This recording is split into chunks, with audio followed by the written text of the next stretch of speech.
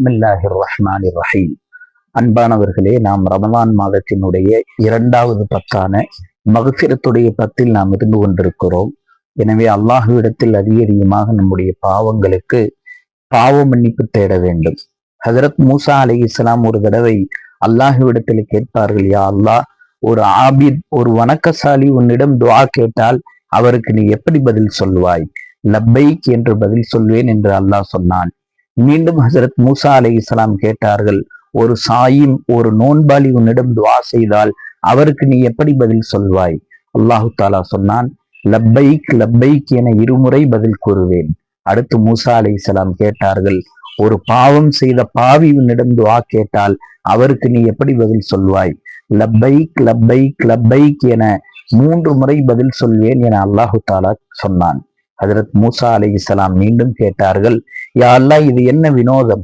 ஒரு வணக்கசாலி, ஒரு நோன்பாளி, இவர்களுக்கெல்லாம் ஒரு தடவை 2 தடவை பதில் சொல்லுகிறாய், ஆனால் ஒரு பாவம் செய்த பாவிக்கு 3 தடவை நீ பதில் சொல்கிறாயே, என்ன காரணம்?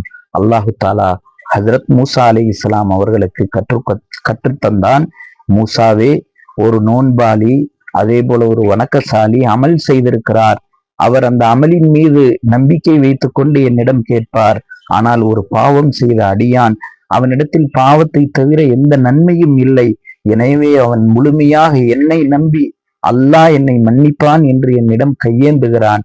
எனவேதான் அவனுக்கு நான் 3 தடவை பதில் சொல்வேன் என்று அல்லாஹு தாலா சொன்னான். அன்பானவர்களே, அப்படி என்றால் நோன்பாளிக்கும் வணக்கசாலிக்கும் மதிப்பில்லை, அப்படியல்ல அர்த்தம்.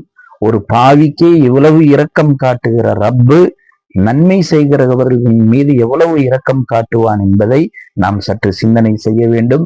எனவே இது மக்ஃபிரத்துடைய 10. அதிகம் அல்லாஹ்விடத்தில் பாவ மன்னிப்பு கேட்க வேண்டும். அல்லாஹ் நம் அனைவருக்கும் மக்ஃபிரத்தை நசீபாக்குவானாக. ஆமீன்.